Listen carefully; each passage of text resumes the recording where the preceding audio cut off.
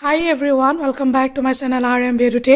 আশা ৰাখিছো আপোনালোক সকলোৱে ভালে আছে আৰু আজিৰ এই ভিডিঅ'টোত মই আপোনালোকক দেখুৱাব চেষ্টা কৰিম আমাৰ মাননীয় মুখ্যমন্ত্ৰী ডাঙৰীয়া দেৱে আশা কৰ্মী অংগনবাদী মধ্যাহ্ন ভোজনৰ যিসকল কৰ্মী তেওঁলোকৰ বিষয়ে কি ক'লে লগতে 2006 চনৰ আগতে প্ৰতিষ্ঠা হোৱা যিবিলাক বিদ্যালয় মহাবিদ্যালয় আছিল তেওঁলোকৰ প্ৰাদেশিকৰণৰ কথা কি বুলি ক'লে এবাৰ ভিডিঅ'টো আমি চাই লওঁ আহক।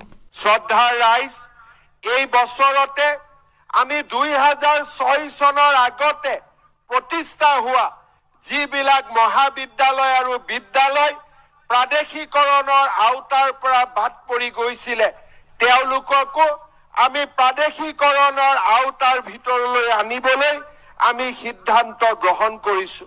শ্ৰদ্ধা ৰাইজ এনেবোৰ সিদ্ধান্তৰ লগতে আমাৰ ৰাজ্যৰ আশা অংগনবাদী কৰ্মী মধ্যাহ্ন আহাৰৰ কৰ্মীসকলৰ বাবেও আমি তেওঁলোকৰ জীৱন আৰু অধিক মসৃণ কৰিবলৈ আমি তেওঁলোকৰ দৰমহাও বৃদ্ধি কৰাৰ বাবে সিদ্ধান্ত গ্ৰহণ কৰিছো।